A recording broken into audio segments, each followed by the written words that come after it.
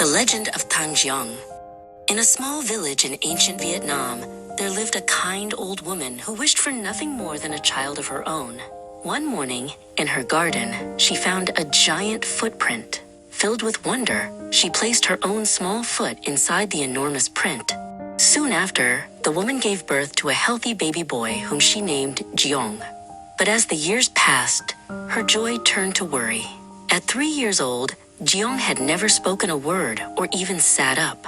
He simply lay in his cot, silent and still. At that time, the country was in terrible danger. Fierce invaders known as the An were sweeping through the land. The king sent messengers to every village, desperately searching for a hero who could save the kingdom.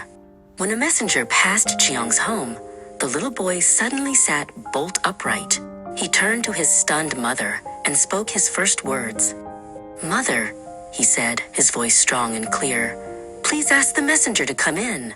I will save our people." The messenger was brought before the tiny boy. Giong looked at the royal man and said, "Go and tell the king to send me a suit of iron armor, an iron staff, and an iron horse. I will drive the An away."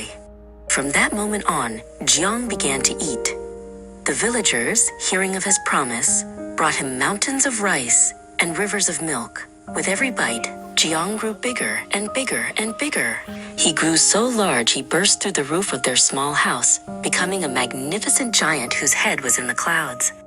Just then, the king's men arrived, hauling the massive iron armor and staff he had requested. Giong donned the armor, which fit him perfectly. He seized the staff and leaped onto the iron horse. The horse let out a deafening neigh, and flames roared from its nostrils as it came to life. Giong rode into battle like a whirlwind.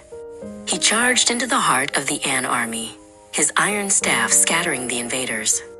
When his staff shattered, he simply reached down, uprooted a whole grove of bamboo, and fought on. After the last invader had fled, Giong rode to the top of Society Sun Mountain. He looked down upon the peaceful land one last time. Then he and his iron horse ascended into the heavens, forever to be remembered as a hero and a saint.